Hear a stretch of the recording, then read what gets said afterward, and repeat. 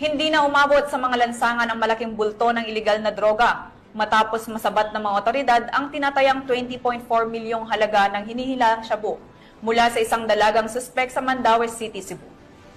Sa isinagawang bypass operation ng mga operatiba ng PNP at PDEA, naaresto ang naturang suspek na umano'y sangkot sa malawakang distribusyon ng droga sa Central Visayas. Magbabalita dyan si Patrolwoman Flora May Asares. Huli at sinala matapos itong mahuli 24 na milyong halaga ng shabu sa isinagawang bypass operation ng mga operatiba sa sitio Maharlika, Barangay Tipolo, Mandaue City, Cebu, nitong ika-11 ng Hulyo taong kasalukuyan.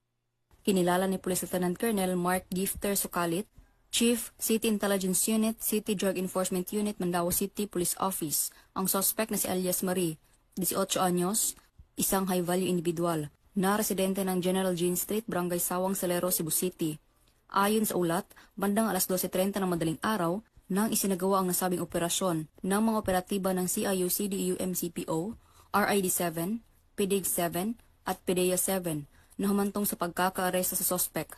Kabilang sa mga nakumpisang ebidensya ang 13 pakete na naglalaman ng hinihinalang shabu na may timbang na mahigit kumulang 3 kilo at may standard drug price na 20,400,000 pesos, isang backpack, Samsung na keypad cellphone at buy-bust money. Ang nasabing sospek ay kasalukuyang nasa kustodiya ng nasabing tanggapan at mahaharap sa kasong paglabag sa Section 5 at 11, Article 2 ng RA 9165 o Comprehensive Dangerous Drugs Act of 2002. This significant bust highlights ongoing efforts to combat illegal drug trafficking in the region, a continuing priority for law enforcement agencies in Cebu.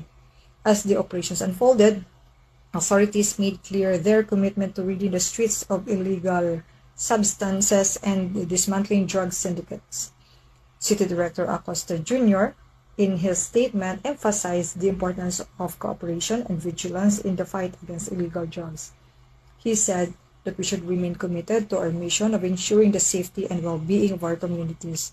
The arrest of individuals involved in the drug trade is a direct result of our collaboration with various agencies.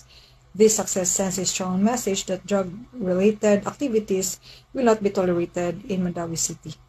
Authorities urge the public to remain vigilant and report any suspicious activities to local law enforcement to help continue the fight against illegal drugs.